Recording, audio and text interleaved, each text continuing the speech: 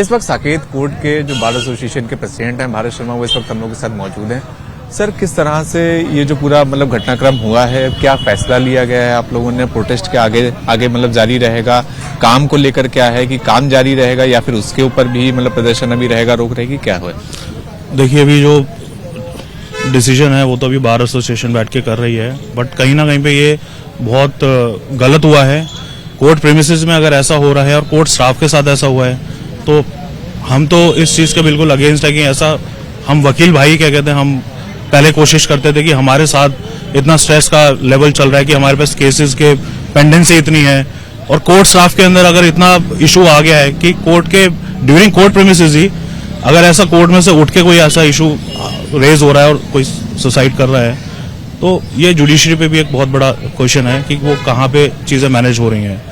और अगर ऐसी चीजें हो रही हैं तो मैं तो ये बोलता हूँ कि सबके लिए एक स्ट्रेस लेवल का एक मैनेजमेंट एक दौर चलाई जाए जो सबके लिए एक बिल्कुल यूनिवर्सल हो, चाहे वो एडवोकेट्स हो, चाहे कोर्ट स्टाफ हो, चाहे जुडिशरी हो, क्योंकि कोई ना कोई हर कोई इस टाइम पे आज की डेट में इस चीज का शिकार है।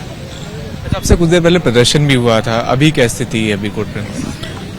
देखिए, प्रदर्शन तो होना बिल्कुल जायज था, क्योंकि जो इंसिडेंट जिसके साथ हुआ है, जो हमारे भाई गए हैं हमें छोड़ के, वो कहीं ना कहीं पे हमारे भाई हैं, हमारे साथ ही काम करते हैं। हम लोग एक फैमिली है। बार और बेंच का जो एक रिलेशन है वो पुराना है और आगे भी बरकरार रहेगा, बट उसके लिए हमें कुछ ना कुछ एक्शंस, कुछ ना कुछ इश्यूज हमें उठाने पड़ेंगे जो कि उन चीजों को रिजॉल्व करा जाए।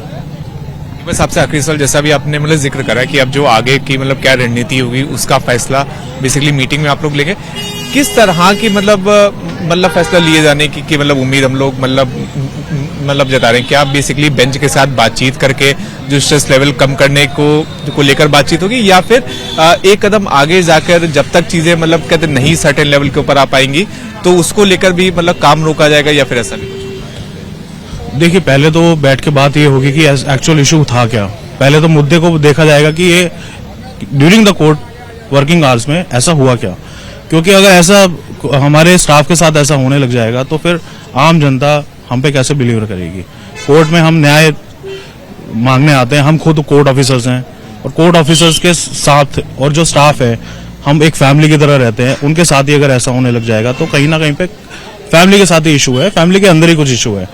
तो पहले इस मुद्दे को देखा जाएगा कि एक्चुअल प्रॉब्लम क्या थी, उनके फैमिली में कुछ इशू था या फिर कोर्ट में आके कुछ इशू हुआ है या कोई स्ट्रेस का एक्चुअल फैक्टर था।